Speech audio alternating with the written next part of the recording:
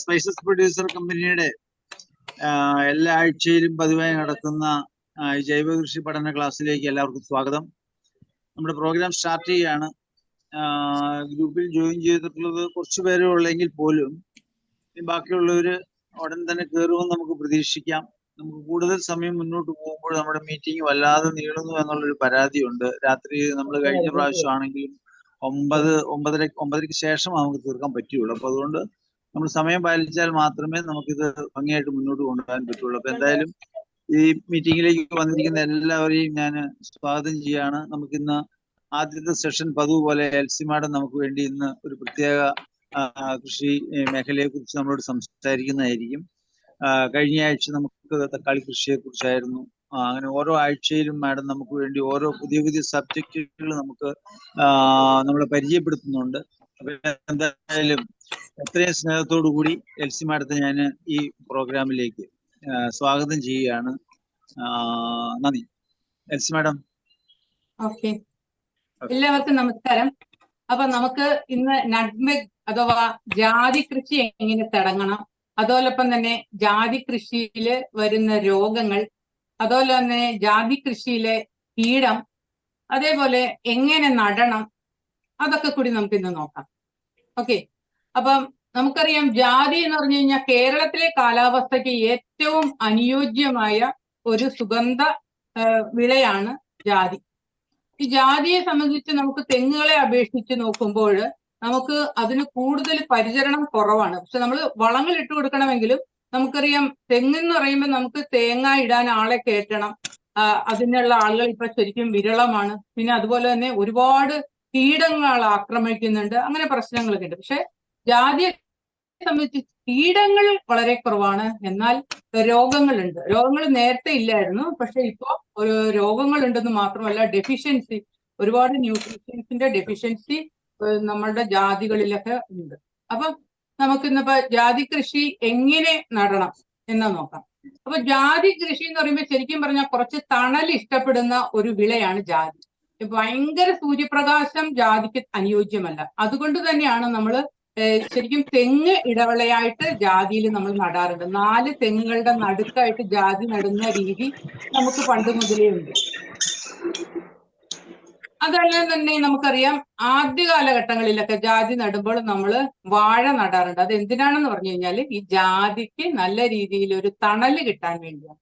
അപ്പൊ ജാതി നടാനായിട്ട് തുടങ്ങുമ്പോൾ തന്നെ നമ്മൾ ഒരു ഒന്നുമില്ലാത്ത സ്ഥലത്താണെങ്കിൽ എന്തെങ്കിലും കുറച്ചും വൃക്ഷങ്ങൾ, അതായത് പൊങ്ങിപ്പോകുന്ന വൃക്ഷങ്ങൾ നേരത്തെ തന്നെ ഉണ്ടെങ്കിൽ അത് പ്രൂൺ ചെയ്ത് വെച്ച് തുടങ്ങുക, അതല്ലെങ്കിൽ വച്ച് പിടിപ്പിക്കുന്നതും വളരെ നല്ലതാണ്. ഇനിയിപ്പോ ജാതി നടുന്നത് ശരിക്കും പറഞ്ഞു കഴിഞ്ഞാല് മറ്റുള്ള വിളകളെ പോലെ ഒരു ചെടി നടുകയല്ല, നമ്മൾ കൊണ്ടുപോയി വെക്കുകയല്ല ചെയ്യണം. അതായത് നമ്മൾ കുരു പാകി നടുന്ന രീതിയല്ല ജാതി. കാരണം ജാതിക്ക് ആണും പെണ്ണും ഉണ്ട്, ആൺ ജാതിയും പെൺജാതിയും ഉണ്ട്. അതുകൊണ്ട് തന്നെ നമുക്ക് ചിലപ്പോൾ ഒരു ചെടി നമ്മൾ കുരു പാകി കിളിപ്പിച്ചു വന്നാൽ ഒരു പക്ഷെ അത് ആണായി പോയാൽ നമുക്ക് അതുകൊണ്ട് ഗുണം കിട്ടത്തില്ല. അതുകൊണ്ട് തന്നെ നമ്മൾ ഗ്രാഫ്റ്റ് ചെയ്തതോ അതല്ലെങ്കിൽ നമ്മൾ ബഡ് ചെയ്തതോ ആയ തൈകളാണ് നമ്മൾ കൂടുതലും ജാതി കൃഷിക്ക് വേണ്ടി ഉപയോഗിക്കേണ്ടത്.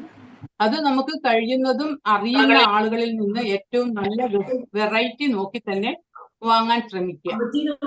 അപ്പൊ ജാതി തൈ നമ്മൾ വാങ്ങി കൊണ്ടുവന്നു. അപ്പൊ ശരിക്കും പറഞ്ഞു കഴിഞ്ഞാൽ ഈ വേനൽക്കാലത്ത് തന്നെ നമ്മൾ ജാതിയുടെ തൈ വാങ്ങിക്കൊണ്ട് വരുന്നതാണ് നല്ലത്. അങ്ങനെ വന്നിട്ട് നമ്മൾ എവിടെയാണോ ജാതി നടാൻ ഉദ്ദേശിക്കുന്നത് അവിടുത്തെ കുറച്ച് മണ്ണും അതേപോലെ കുറച്ച് വളങ്ങളും കൂടി ഇട്ട ശേഷം ഒരു വലിയ ഗ്രോ ബാഗിലേക്ക് ജാതി തൈ മാറ്റി നട്ട് നമ്മളുടെ ആ മണ്ണുമായിട്ട് നമ്മള് മിക്സ് ചെയ്ത്. അതായത് ദയവായിട്ട് എല്ലാവരും മ്യൂട്ട് ചെയ്യണേ പ്ലീസ്. ശരിക്കും ഡിസ്റ്റർബൻസ് പിന്നെ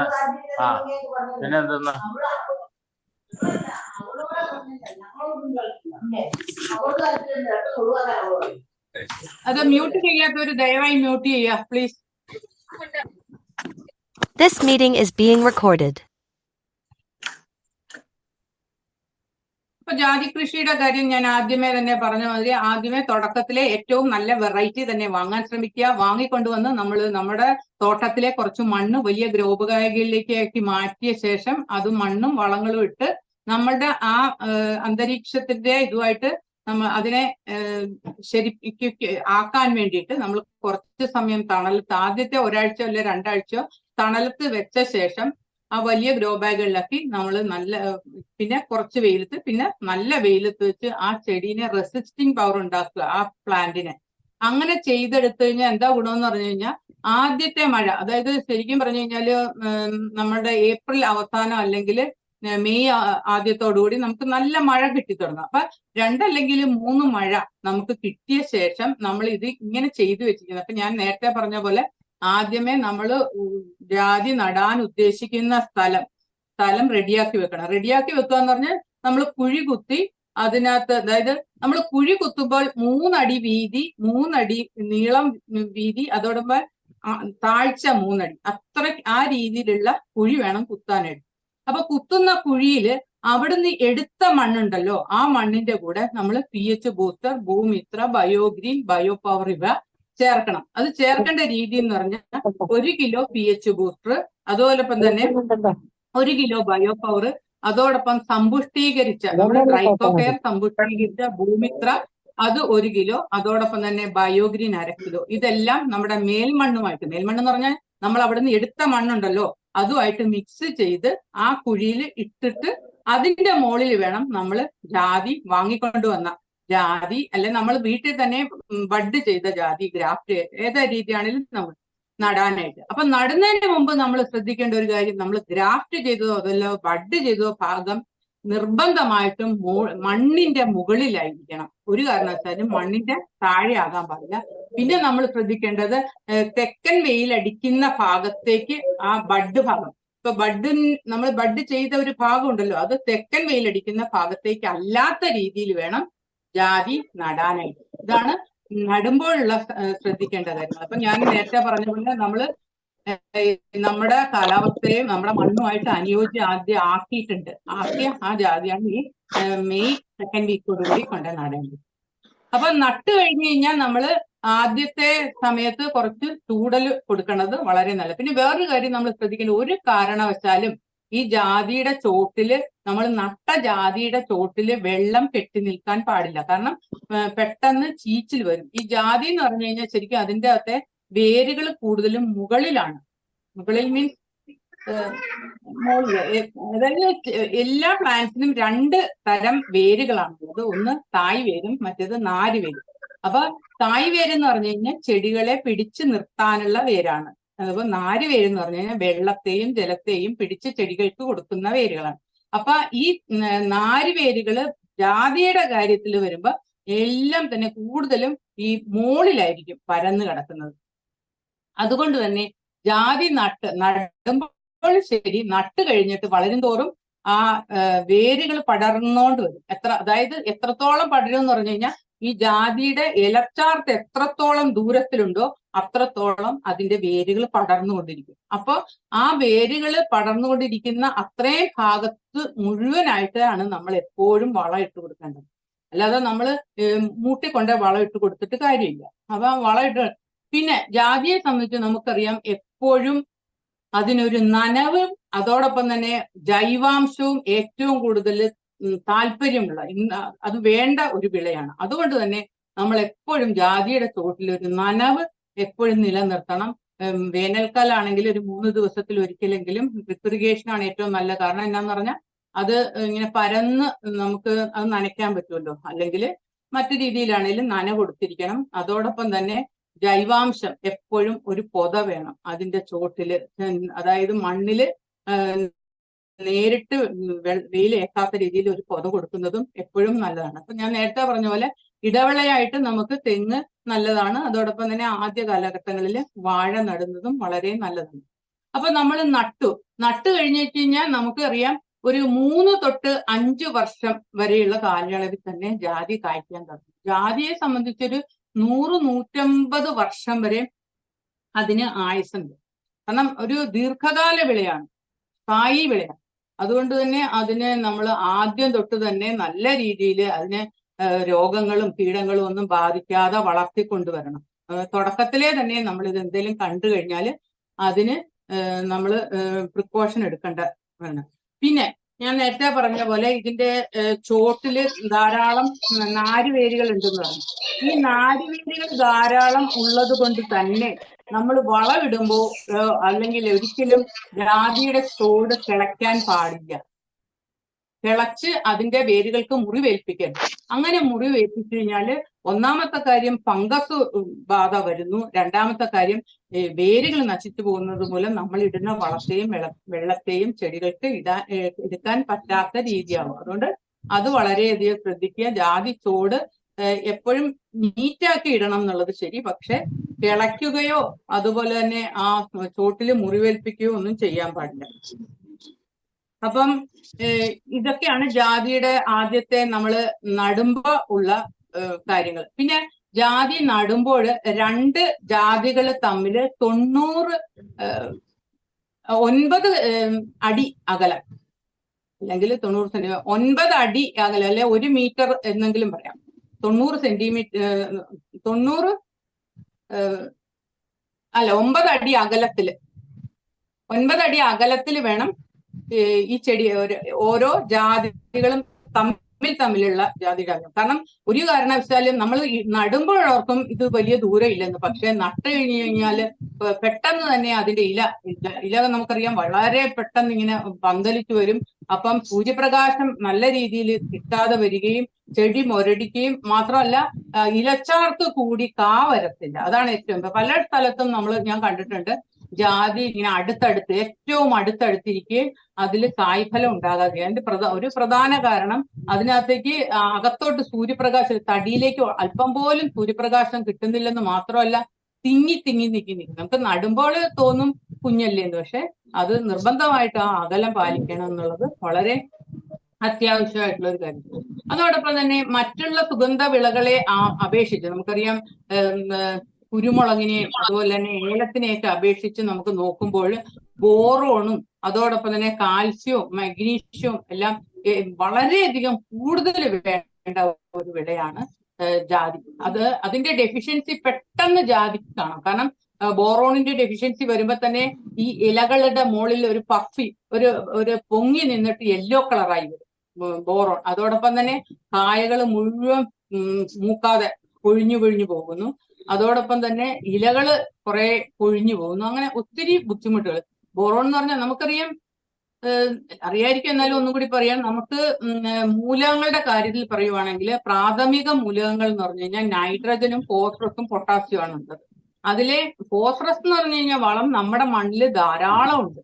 അപ്പൊ ഈ ധാരാളം ഉള്ള വളത്തെ ചെടികൾക്ക് എടുക്കാൻ പറ്റിയ രൂപത്തിലല്ല കിടക്കുന്നത്, അലേയമായിട്ടാണ് കിടക്കുന്നത്. അപ്പൊ ഈ അലേയമായ നമ്മുടെ ഫോസ്ഫറസിനെ ലയിപ്പിക്കാനുള്ള ഒരു ബാക്ടീരിയ നമ്മുടെ SPC ഇറക്കിയിട്ടുണ്ട്. അതാണ് ഇക്കോവിറ്റ. അപ്പൊ ഈ ഇക്കോവിറ്റ നമ്മൾ നട്ട് കുറച്ച് ദിവസത്തിന് ശേഷം ആ ജൈവാംശമുള്ള മണ്ണിലും ഈർപ്പമുള്ള മണ്ണിലും ഒരു 5 ml 1 ലിറ്റർ വെള്ളം എന്നുള്ള റേഷ്യോയില് ചോട്ടിൽ ഒഴിച്ചു കൊടുത്തു കഴിഞ്ഞാല് അലേയമായി കിടക്കുന്ന ഫോസ്ഫറസിനെ ചെടിക്ക് എടുക്കാൻ പറ്റും. അതുപോലെ തന്നെ ആദ്യത്തെ നമുക്ക് വേണ്ട പ്രാഥമിക മൂലകങ്ങളുടെ രണ്ടാമത്തത് നൈട്രജനാണ്. ഈ നൈട്രജനെ നമ്മൾ ഇതിനകത്ത് കൊടുക്കേണ്ടത് അസോസ്പൈറിലം അഥവാ ഫാസ്റ്റ് ട്രാക്ക് ഫ്ലറീഷ് എന്ന് പറയുന്ന SPCയുടെ ഒരു നൈട്രജൻ ഫിക്സിംഗ് ബാക്ടീരിയ ആണ്. അതും ഈ 5 ml 1 ലിറ്റർ വെള്ളം എന്നുള്ള റേഷ്യോയില് ഈ ഓരോ ചെടി നടുമ്പോഴും അതിന്റെ ചോട്ടിൽ നനച്ചു കൊടുക്കാം. അതോടൊപ്പം തന്നെ നമുക്ക് ദൂരെ നിന്നുള്ള നമ്മളുടെ മണ്ണിൽ തന്നെ ധാരാളം, ഞാൻ നേരത്തെ പറഞ്ഞു പൊട്ടാഷ്യം ഏറ്റവും കൂടുതൽ വേണ്ട ഒന്നാണ്. ഈ പൊട്ടാസ്യത്തിന്റെയും കാൽസ്യത്തിന്റെയും ബാലൻസിങ് ശരിയല്ലാതെ വരുന്നതാണ് ഏറ്റവും കൂടുതൽ നമ്മുടെ ജാതിക്ക് വരുന്ന ഒരു അസുഖത്തിന് തന്നെ ലക്ഷണം. അപ്പൊ അതിനും നമ്മൾ പവർ ബൂസ്റ്റ് എന്ന് പറയുന്ന നമ്മുടെ SPCയുടെ ഒരു ജീവാണു വളമുണ്ട്. അത് മണ്ണിൽ ഇട്ട് കൊടുക്കുകയാണെങ്കിൽ നമ്മുടെ ദൂരെ അവിടെ ഇവിടെ കിടക്കുന്ന മൊബിലൈസ് ചെയ്ത് ആ ബാക്ടീരിയ കൂടി നമുക്ക് ചെടികളിൽ കിട്ടുന്നു. അപ്പൊ ഇത്രയും സാധനങ്ങൾ നമ്മൾ ഓർഗാനിക് ആയിട്ട് ചെയ്യുന്ന രീതിയിൽ നമുക്ക് കൊടുക്കാൻ പറ്റുന്ന വളങ്ങളാണ്. പിന്നെ ഞാൻ നേരത്തെ പറഞ്ഞു പൊട്ടാസ്യവും മഗ്നീഷ്യവും കാൽസ്യവും ഒക്കെ കൂടുതൽ വേണം എന്നുള്ളത് കൊണ്ട് തന്നെ നമ്മൾ കുറച്ച് പൊട്ടാസ്യം ചിലപ്പം കുറച്ച് എക്സ്ട്രാ കൊടുക്കേണ്ടി വരും. അങ്ങനെ കൊടുക്കുകയാണെങ്കിൽ പോലും നമ്മൾ ജൈവ വളം കൊടുത്തിട്ട് 20 ദിവസമെങ്കിലും മാറ്റി മാത്രമേ പൊട്ടാസ്യം കൊടുക്കാവുള്ളൂ. പിന്നെ ഏറ്റവും കൂടുതൽ വേണ്ടത് മഗ്നീഷ്യവും കാൽസ്യവും ആണ്. അതുകൊണ്ട് തന്നെ നമ്മുടെ ബയോഗ്രീൻ ഇടയ്ക്കിടയ്ക്ക് ചെടികളുടെ വേരുകളിൽ എത്തത്തക്ക രീതിയിൽ വിതറി കൊടുക്കുന്നത് വളരെ നല്ല. പിന്നെ ഞാൻ നേരത്തെ പറഞ്ഞതുപോലെ ചെടികളിൽ നമ്മൾ ധാരാളം ആവശ്യത്തിന് വെള്ളം ഇടയ്ക്ക് കൊടുത്തുകൊണ്ടിരിക്കുന്ന ഒരു വിള ആയതുകൊണ്ട് തന്നെ വളം കൊടുക്കുന്ന കാര്യത്തിൽ നമ്മൾ ശ്രദ്ധിക്കാനുള്ളത്, നമ്മൾ എല്ലാ വിളകൾക്കും നമ്മൾ സാധാരണ രണ്ട് സമയത്താണ് വളം കൊടുക്കുന്നത്. അത് ഏപ്രിൽ മെയ് മാസങ്ങളിലും അതുപോലെ സെപ്റ്റംബർ ഒക്ടോബർ സാധാരണ വിളകൾക്കെല്ലാം നമ്മൾ ആ രീതിയിലാണ് കൊടുക്കുന്നത്. എങ്കിൽ പോലും നമ്മൾ ഇതിന് ഇടയ്ക്കിടയ്ക്ക് നന കൊടുക്കുന്നത് കൊണ്ട് തന്നെ ഇടയ്ക്ക് നമുക്ക് വളങ്ങൾ കൊടുക്കാം. അപ്പൊ നമ്മള് ശരിക്കും പറഞ്ഞു കഴിഞ്ഞാൽ ഈ ചെടി ഒരുപാട് ഓരോ തവണയും വളരെയധികം ന്യൂട്രീഷ്യൻസ് മണ്ണിൽ നിന്ന് എടുത്ത് ഈ കായ വഴി പുറത്തു കളയുന്നത് കൊണ്ട് തന്നെ ഇതിന് ഡെഫിഷ്യൻസി വരും. അതുകൊണ്ട് തന്നെ നല്ല രീതിയിൽ വളം കൊടുക്കേണ്ടത് അത്യാവശ്യമാണ്. ശരിക്കും പറഞ്ഞു കഴിഞ്ഞാൽ ഒരു ചെടി ഒരു ചെടിയിൽ നിന്ന് നമുക്കറിയാം ഏകദേശം ഒരു നോർമലായിട്ട് നല്ല രീതിയിൽ ഈൽഡ് ചെയ്യുന്ന ഒരു 2000 കായകൾ ഒരു വർഷം ഒരു ചെടിയിൽ നിന്ന് അത് പ്രൊഡ്യൂസ് ചെയ്യുന്നുണ്ട്. ഇന്നിപ്പോ നമുക്കറിയാം ഈ ജാതിയുടെ കായകൾ എന്ന് പറയുമ്പോഴത്തേക്കും, അതായത് പത്രി നമുക്ക് ഏറ്റവും ഗുണമുള്ള പത്രി ഒരു 5 കിലോ ഉണങ്ങിയ 5 കിലോ പത്രിയും 18 കിലോ നമുക്ക് ഉണങ്ങിയ കായും കിട്ടും ഒരു 5 വർഷത്തിന് ശേഷമുള്ള ഒരു ജാതിയിൽ. ആ ഒരു ജാതിയിൽ അത്രയും ഈൽഡ് തരാനും അത്രയും ഈൽഡ് വരുമ്പോഴത്തേക്കും ശരിക്കും പറഞ്ഞു കഴിഞ്ഞാൽ 150 തൊട്ട് 200 കിലോ വരെ നൈട്രജനും 150 തൊട്ട് 200 കിലോ വരെ പൊട്ടാസ്യവും, അതുപോലെ തന്നെ 75 മുതൽ 100 കിലോ വരെ കാൽസ്യവും, അത്രയും തന്നെ മഗ്നീഷ്യവും, അതുപോലെ തന്നെ സൂക്ഷ്മ മൂലകങ്ങൾ 1 കിലോ തൊട്ട് 1.5 കിലോ വരെ ഈ ചെടികളിൽ നിന്ന് നമ്മളുടെ തരുന്ന കാ വഴി പുറത്തോട്ട് പോകുന്നുണ്ട്. മനസ്സിലായോ? അപ്പൊ അത്രയും ന്യൂട്രീഷൻ മണ്ണിൽ നിന്ന് എടുത്ത് ഓരോ വർഷവും ഈ ചെടി പുറത്തോട്ട് കളയുന്നുണ്ട്. അപ്പോൾ തന്നെ അതുകൊണ്ട് തന്നെ നമ്മൾ അത്രയും ന്യൂട്രീഷ്യൻസ്, അത്രയും വളങ്ങൾ മണ്ണിൽ ചെടികൾക്ക് ഇട്ട് കൊടുക്കണം. ഞാൻ നേരത്തെ പറഞ്ഞു ഈ ജാതി എന്ന് പറഞ്ഞു കഴിഞ്ഞാൽ ചെടികളിൽ എപ്പോഴും ജൈവാംശവും ജൈവ രീതിയിൽ താല്പര്യപ്പെടുന്ന ഒരു പ്ലാന്റ് ആണ്. അതുകൊണ്ട് തന്നെ ഇതിന് നല്ല രീതിയിൽ ജൈവ വളങ്ങൾ കൊടുക്കേണ്ടത് വളരെ അത്യാവശ്യമാണ്. ഓരോ വർഷവും ഒരു 6-8 കിലോ വരെയെങ്കിലും നമ്മുടെ ജൈവ വളങ്ങൾ നമ്മുടെ ഭൂമിത്ര, PH ബൂസ്റ്റർ, ബയോപവർ, ബയോഗ്രീൻ ഇവയെല്ലാം ഇട്ട് കൊടുക്കണം. കൂടാതെ നമ്മുടെ വീട്ടിലുള്ള ജൈവാംശങ്ങൾ, നമ്മൾ തന്നെ വീട്ടിലുണ്ടാക്കുന്ന കരികില ഇതും എല്ലാം കമ്പോസ്റ്റ് ചെയ്ത് ഇതും എല്ലാം ഇതിന്റെ എല്ലാ ചോട്ടിൽ നല്ല രീതിയിലിട്ട് പൊത കൊടുക്കുകയും ചെയ്താൽ മാത്രമേ ജാതിക്ക് നല്ല രീതിയിൽ ഈൽഡ് വരികയുള്ളൂ. അപ്പം ജാതി ഈ രീതിയിലാണ് നമ്മൾ വളർത്തിയെടുക്കണ രീതി. ഇനിയിപ്പം ജാതിയിൽ നമുക്ക് ഡെഫിഷ്യൻസി വരുന്നുണ്ടെന്ന് ഞാൻ പറഞ്ഞു. അതായത് നൈട്രജന്റെ ഡെഫിഷ്യൻസി കാണും. ഇത് കാണാൻ നമുക്ക് തന്നെ അത് കണ്ട് മനസ്സിലാക്കാം. നൈട്രജന്റെ ഡെഫിഷ്യൻസി എന്ന് പറഞ്ഞു കഴിഞ്ഞാൽ ഇലകൾ പഴുത്തു വരിക എന്നുള്ളത്. 2 തരത്തിലുള്ള ഇല പഴുപ്പുണ്ട്. ഒന്ന് ചെടികളില് ഫംഗസ് വന്ന് പഴുക്കും. രണ്ടാമത് നൈട്രജന്റെ ഡെഫിഷ്യൻസി കൊണ്ട് പഴുക്കുക എന്ന് പറഞ്ഞാൽ ഇലയുടെ അടിയിലത്തെ ഭാഗമായിരിക്കും, അടിയിലത്തെ ഇലകൾ പഴുത്തു വരുന്നത് കാണുവാണ്. അത് നൈട്രജന്റെ ഡെഫിഷ്യൻസിയാണ്. അതുപോലെ തന്നെ മഗ്നീഷ്യത്തിന്റെ ഡെഫിഷ്യൻസി കാണും. അതായത് ഈ ഇലകളുടെ വെയിൻസ് മാത്രം ഡാർക്ക് ഗ്രീൻ കളറും ബാക്കിയുള്ള ഭാഗങ്ങളിൽ ഒരു മഞ്ഞ, നല്ല രീതിയിലുള്ള ഒരു മഞ്ഞ നിറവും കാണും. അതും കൂടുതലും ഇലകളുടെ അടിയിലും ആയിരിക്കും കാണുന്നത്. അങ്ങനെ കാണുന്നതാണെങ്കിൽ മഗ്നീഷ്യത്തിന്റെ ഡെഫിഷ്യൻസിയാണ്. പിന്നെ നമുക്കറിയാം, പലരും ശ്രദ്ധിച്ചു കാണാം, എന്നോട് ഒത്തിരി പേര് ചോദിച്ചിട്ടുണ്ട്, ജാതിയുടെ കൂമ്പലകള് തന്നെ അങ്ങനെ വളർന്നു വന്നിട്ട് അത് പെട്ടെന്ന് അങ്ങ് ഉണങ്ങിപ്പോകുന്നു ഇല്ലേ? അത് രണ്ടും ബോറോണിന്റെയും കാൽസ്യത്തിന്റെയും ഡെഫിഷ്യൻസിയാണ്. അപ്പൊ നമ്മൾ മനസ്സിലാക്കണം, ഡെഫിഷ്യൻസി ഇല്ലാതെ ചെടികളിൽ, ഞാൻ നേരത്തെ പറഞ്ഞു, ഒരു വർഷം ഇത്രയും കായകളിൽ നിന്ന് ഇത്രയും വളം ആ ചെടി മണ്ണിൽ നിന്ന് വലിച്ചെടുത്ത് അത് ചെയ്യുന്നത് കൊണ്ട് തന്നെ നമ്മൾ അത്രയും വളം ചെടികളിൽ ഇട്ട് കൊടുക്കണം. നമുക്കറിയാം ജൈവാംശം കൂടുതലുള്ള വളമായതുകൊണ്ട് അതിന് നമുക്ക് അളവ് ഇത്രയെന്നൊന്നും നമുക്ക് പറയാൻ പറ്റില്ല.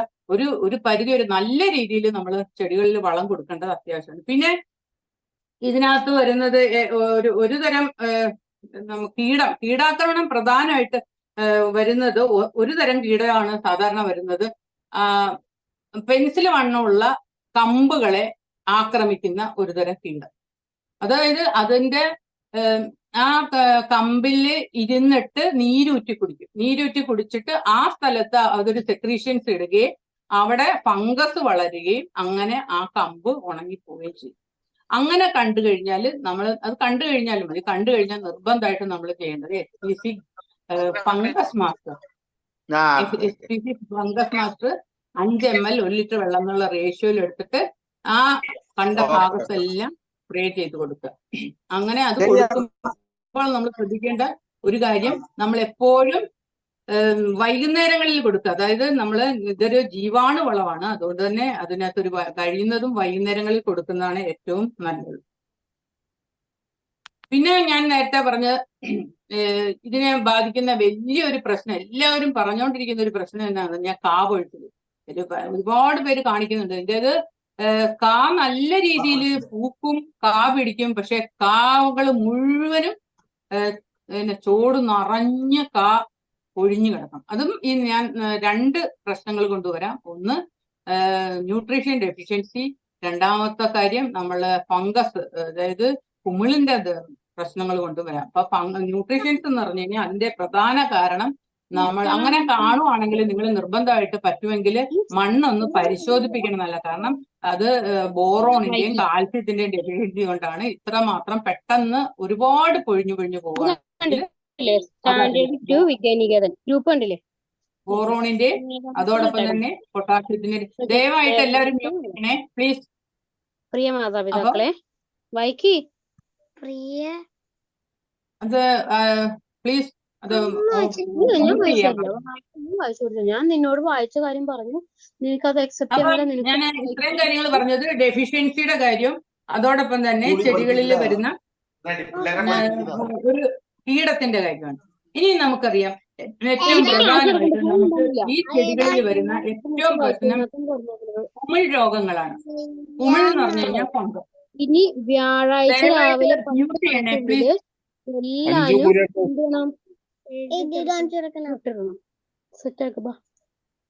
മ്യൂട്ട് ചെയ്യണേ.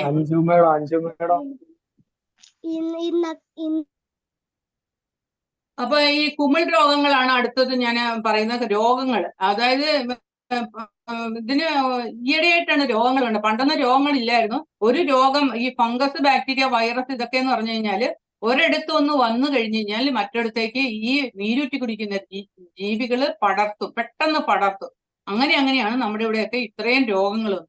അപ്പൊ രോഗങ്ങൾ ആദ്യമായിട്ടാണ് ആന്ത്രാക്നോസ് എന്ന് പറയുന്ന ഒരു രോഗം. അതായത് ഇല കരിച്ചിലാണ് അതിന്റെ പ്രധാന ഇത്. ഇല, കായ, ശാഖ, അതുപോലെ തന്നെ കൊമ്പുകള് ഇതെല്ലാം ഉണങ്ങി, അതുപോലെ തന്നെ ഈ നമുക്ക് കായകൾ കണ്ടാൽ അറിയാം. കായകൾ ഇങ്ങനെ വിണ്ട ആ ഭാഗത്തിന്റെ അരികു ഭാഗം കറുത്തിരിക്കും. അതായത് കുരു കാണാം നമുക്ക് പകുതിയായിട്ട്. നമുക്ക് ഇങ്ങനെ വിണ്ട തൊലിയുടെ ഒരു അരികു ഭാഗം കറുത്ത്, അങ്ങനെയാണ് തുടങ്ങുന്നത്. പിന്നെ കുറച്ചു നാൾ കഴിയുമ്പോഴത്തേക്കും ആ തൊലി മൊത്തത്തിലെ ഒരു നനഞ്ഞ പോലെ കറുത്ത് താഴെ വീണ് പോകുന്ന രീതിയാണ്. അത് ഒരുതരം ഫംഗസ് രോഗമാണ്. അത് ഇപ്പം വളരെ വ്യാപകമായിട്ട് വരുന്ന ഒന്നാണ്. പിന്നെ മഴക്കാലത്ത് നമുക്കറിയാം ഫൈറ്റോത്തോറ എന്ന് പറയുന്ന ഒരു തരം ഒരു കുമിള്. ഈ കുമിൾ എന്താ ചെയ്യുന്നതെന്ന് പറഞ്ഞു കഴിഞ്ഞാല് ഈ ചെടികളുടെ ഇലകളില് ഇലകളിൽ ഇങ്ങനെ തുള പോലെ ഉണ്ടാക്കി ഒരു പൊട്ടുരോഗം പോലെ വരുത്തിയിട്ട് ഇലേനെ മൊത്തമായിട്ട് അഴുകി ആ ഇല ഉണക്കി, അതോടൊപ്പം തന്നെ കായകളിലും തണ്ടുകളിലും എല്ലാം ഒരു ഉണക്ക് പോലെ വന്ന് ആ ചെടിയെ, ആ കമ്പിനെ അങ്ങ് നശിപ്പിച്ചു കളയുന്നതാണ് ഈ രോഗം. അതോടൊപ്പം തന്നെ നമുക്കറിയാം അങ്ങനെ വരുമ്പോഴത്തേക്കും ഈ ഇലകളെല്ലാം പൊഴിഞ്ഞു പോവുകയും കൊമ്പുകൾ മാത്രമായിട്ട് നിൽക്കുകയും ചെയ്യുന്ന രോഗമാണ്. അടുത്തത് പിങ്ക് രോഗം. അതായത് അതിപ്പോ പലർക്കും അറിയായിരിക്കും. ആദ്യം തന്നെ ഈ തണ്ടുകളില് ഒരു വെള്ള പൂപ്പല് പോലെ, ഒരു പഞ്ഞിക്കെട്ട് നിൽക്കുന്ന പോലെ ചെറിയ രീതിയിൽ അങ്ങനെ വന്ന ശേഷം ആദ്യത്തെ ഭാഗം അതാണ്. അതിനുശേഷം കുറച്ചു നാൾ കഴിയുമ്പോൾ അതൊരു പിങ്ക് കളറിൽ, റോസ് കളറിലാവുകയും ആ രോഗം വന്നെടുത്തെല്ലാം ഫംഗസ് വന്ന് ആ ഭാഗം മൊത്തം, ആ ഭാഗമല്ല, എവിടെയാണോ ഇത് തുടങ്ങിയത് അതിന്റെ മുകളിലോട്ടുള്ള ഭാഗങ്ങൾ ആദ്യം ഉണങ്ങി, അതുകൊണ്ട് താഴോട്ട് ഉണങ്ങി ആ ചെടിയെ തന്നെ അത് നശിപ്പിക്കാൻ പറ്റിയ ഒരു രോഗമാണ് പിങ്ക് രോഗം. ആ രോഗം പരത്തുന്നത് ഇതുപോലെ തന്നെയുള്ള കുമിളുകളാണ്. പിന്നെ അടുത്തതാണ് നാരുകൾ. നാരുകരിച്ചിൽ എന്ന് പറയും. നാരുകരിച്ചിൽ 2 തരമുണ്ട്. ഒന്ന് വെള്ള നിറത്തിലുള്ള നാരുകളുണ്ട്, അടുത്തത് ഈ മുടിനാരിന്റെ കളറുള്ള നാരുകൾ. ഇത് രണ്ടും ചെയ്യുന്നതെന്ന് പറഞ്ഞു കഴിഞ്ഞാല് ഇലകളുടെ കമ്പുകളിലാണ് ഈ ഒരു തരം നാരാണ്. നമ്മൾ നോക്കുമ്പോ ഒരു കൂട്ടമായിട്ട് ഇലകൾ തൂങ്ങി കിടക്കുന്ന ശ്രദ്ധയിൽപ്പെട്ടിട്ടുണ്ടോ? ഉണ്ടാവും. കാരണം ജാതി കർഷകർക്കെല്ലാം അതങ്ങനെ വരുന്നത്. അതായത് ശരിക്കും ആ ഇലകൾ താഴോട്ട് വീഴത്തില്ല, ഒരു ചിലന്തിയുടെ ഒക്കെ വല പോലെ ഇങ്ങനെ ഓരോ സ്ഥലത്ത് കൂട്ടമായിട്ട് തൂങ്ങി കിടക്കും, വെള്ള കളർ. അതാണ് വെള്ള നിറത്തിലുള്ള നാരുകരിച്ചില്. അല്ല, അടുത്തത് മുടിനാര് കരിച്ചിൽ എന്ന് പറയും. അതായത് ഈ കുമിളിന്റെ തന്തുക്കൾ എന്താ ചെയ്യുന്നതെന്ന് പറഞ്ഞു കഴിഞ്ഞാല് ചെടിയിലും ചെടിയുടെ കമ്പുകളിലും ഇലകളിലും അതുപോലെ കായകളിലും എല്ലാം ഒരു മുടിനാര് മുടിയുടെ പോലെ ഇതിനെ മൊത്തം അങ്ങ് ചുറ്റും. ഇങ്ങനെ ചുറ്റിയിട്ട് എന്ത് ചെയ്യുന്ന പറഞ്ഞു കഴിഞ്ഞാല് ആ ചെടിയിലെ അങ്ങ് നശിപ്പിക്കുക ചെയ്യണം. ഈ രോഗവും ഞാൻ നേരത്തെ പറഞ്ഞതുപോലെ ഇലകളെല്ലാം നിലത്തോട്ട് വീഴത്തില്ല. ഈ ഇലകളെല്ലാം ഇങ്ങനെ തൂങ്ങി ഓരോ സ്ഥലത്തും നമുക്ക് കാണാം തൂങ്ങി കിടക്കുന്നത്, ഓരോ ബണ്ടില് പോലെ. ഈ 8 വലയിൽ ഇങ്ങനെ കുടുങ്ങി കിടക്കണ ഇല പോലെ തൂങ്ങിക്കിടക്കുന്നതാണ്. അത് ഈ മുടിനാര് കരിച്ചിൽ എന്ന് പറയുന്ന രോഗമാണ്. ഇത് പ്രധാനമായിട്ടും ഉണ്ടാകുന്നത് സൂര്യപ്രകാശത്തിന്റെ അഭാവത്തിലാണ്. ശരിക്കും പറഞ്ഞു കഴിഞ്ഞാൽ നല്ല രീതിയിൽ ഞാൻ നേരത്തെ പറഞ്ഞ പോലെ ഈ അകലത്തില് ഇത്രയും നമ്മൾ ചെടികൾ തമ്മിലുള്ള കൃത്യമായ 9x9 അടി 9x9 അടി അകലത്തില് നമ്മൾ ചെടികൾ നടുക. അതുപോലെ തന്നെ വേണ്ടാത്ത കമ്പുകളെല്ലാം നമ്മൾ വെട്ടിക്കളഞ്ഞ ശേഷം അവിടെ ബോർഡോ കുഴമ്പ് തേക്കുക. അതുപോലെ തന്നെ ചെടിയുടെ തണ്ടില് വെയിലേക്കണം. അതോടൊപ്പം തന്നെ ആവശ്യമില്ലാത്ത ചോലകൾ എന്ന് പറഞ്ഞാൽ മുകളിലെല്ലാം ഉള്ള കുറെ വലിയ മരങ്ങൾ. പലപ്പോഴും ഞാൻ ശ്രദ്ധിച്ചിട്ടുണ്ട്, പല വീടുകളിലും കായ ഉണ്ടാവുന്നില്ലെന്ന് പറയും. നോക്കുമ്പോൾ മുകളില് അതിന് ഡയറക്റ്റ് സൂര്യപ്രകാശം ഒട്ടും കിട്ടാത്ത രീതിയിൽ മറ്റുള്ള ആനി പ്ലാവും അതും ഇതും എല്ലാം നിബിഡമായിട്ടുണ്ടാവും. അങ്ങനെ പാടില്ല. അങ്ങനെയൊക്കെ വരുന്നിടത്താണ് ഈ അസുഖം, ഈ തലനാര്, ആ രോഗം, ആ കീടമല്ല, ആ ഒരു തരം കൂടുതലായിട്ട് വരുന്നത്. അപ്പൊ ഇത്രയും രോഗങ്ങളെല്ലാം നമ്മൾ വന്നുകൊണ്ടിരിക്കുന്നത് കൂടുതലും കുമിൾ രോഗങ്ങൾ. ഇതെല്ലാം കുമിളുകളാണ്. നമുക്ക് ഇതിനകത്ത് ഞാൻ നേരത്തെ പറഞ്ഞ പോലെ ഇതിനൊരു തണുപ്പ് ആഗ്രഹിക്കുന്ന, അതായത് നമ്മൾ ശ്രദ്ധിച്ചിട്ടുണ്ടാവും ജാതിയുടെ ചോട്ടി നമ്മൾ തന്നെ ചെന്ന് നിൽക്കുമ്പോൾ നല്ല തണുപ്പാണ്. അത് എപ്പോഴും ഇല നിബിഡമായിട്ടിരിക്കണം. അപ്പൊ ആ തണുപ്പിലും ആ ആർദ്രതയിലും വളരാൻ ആഗ്രഹിക്കുന്ന തരം കുമിളുകൾ ധാരാളം ഇതിനെ ആക്രമിക്കുന്നു. പിന്നെ നമുക്ക് പറ്റുന്നതാണ് ഇലപ്പൊട്ട് കരിച്ചിൽ എന്ന് പറയുന്നത്.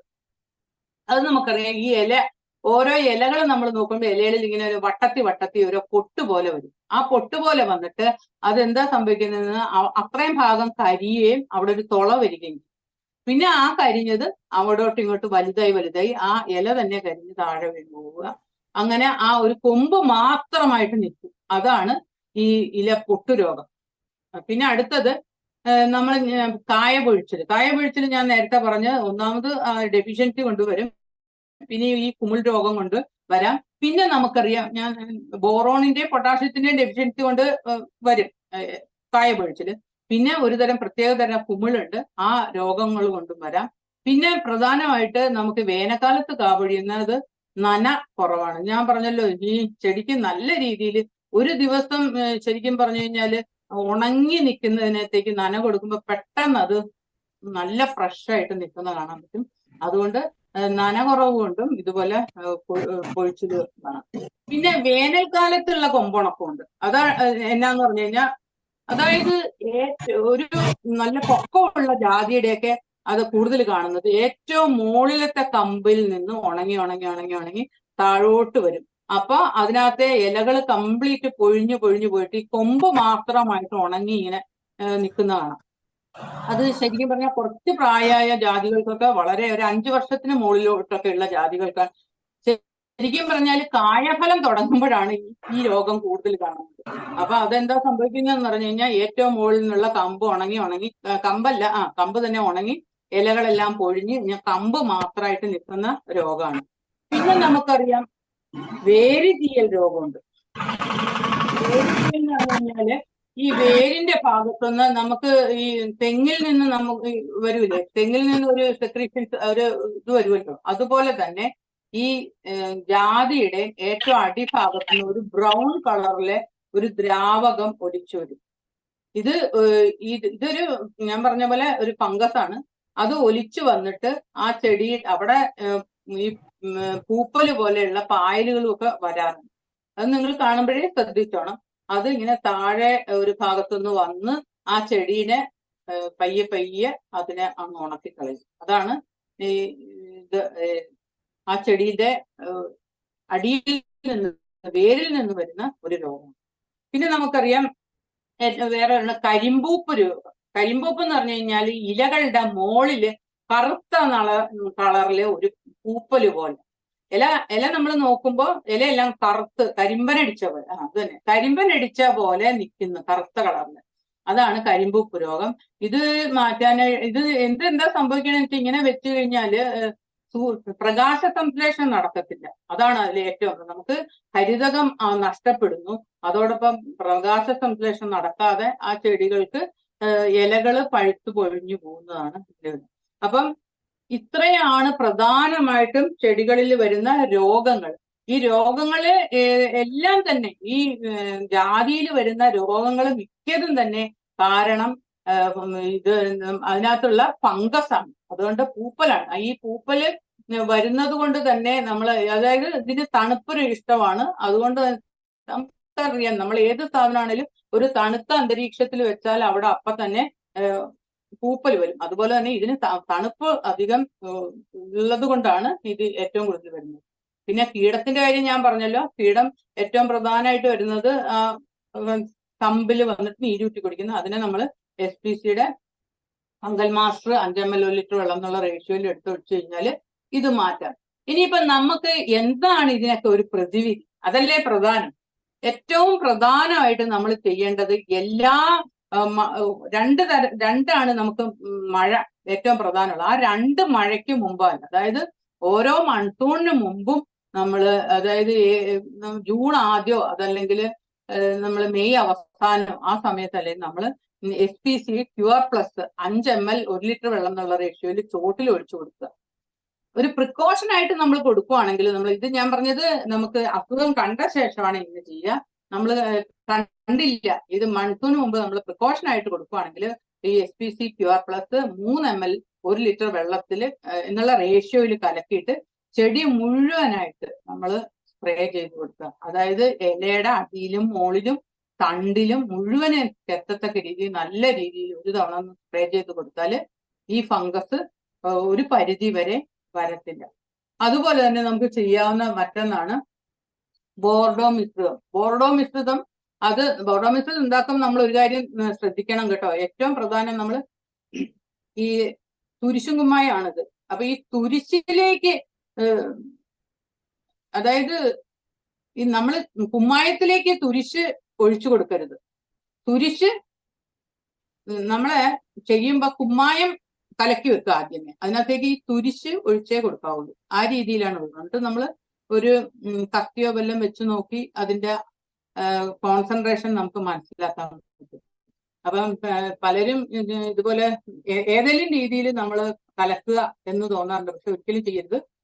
തുരിശ് ഒഴിച്ചു കൊടുക്കാനേ എളുപ്പമല്ല. അത് കൊടുത്താലും ഇതിന് ഒരു പ്രിക്കോഷനായിട്ട് നമുക്ക് ഉപയോഗിക്കാം. ഓരോ മൺസൂണിന് മുമ്പും 1% വീര്യമുള്ള ബോർഡോ മിശ്രിതം ചെടികളിൽ സ്പ്രേ ചെയ്ത് കൊടുക്കുക. അതും ഞാൻ നേരത്തെ പറഞ്ഞ പോലെ തന്നെ തണ്ടിലും താഴെയും അതോടൊപ്പം തന്നെ കമ്പിലും എല്ലാം കുളിപ്പിക്കുന്ന രീതിയിൽ സ്പ്രേ ചെയ്ത് കൊടുക്കുക.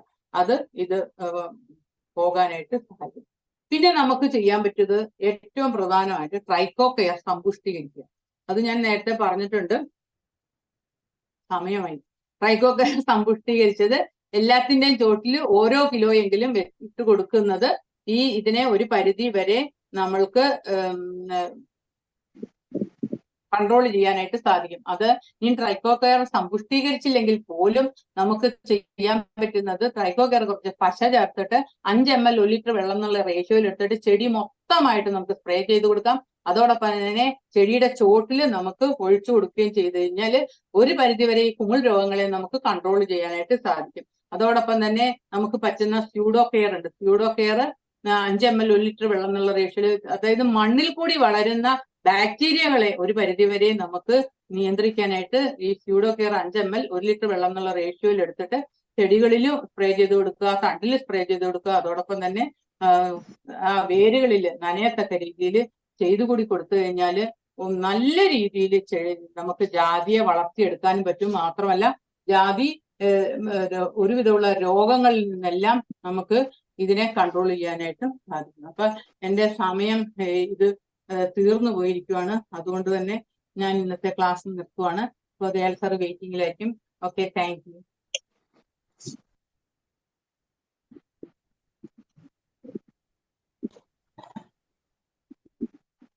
സാബു സാറെ മ്യൂട്ടാ.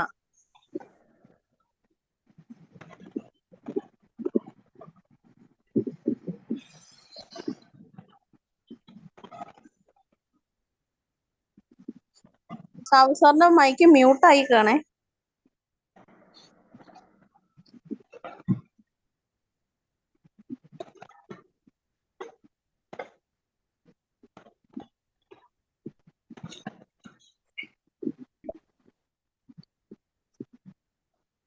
സാബു സാർ ഒന്നും കേട്ടൂടാ.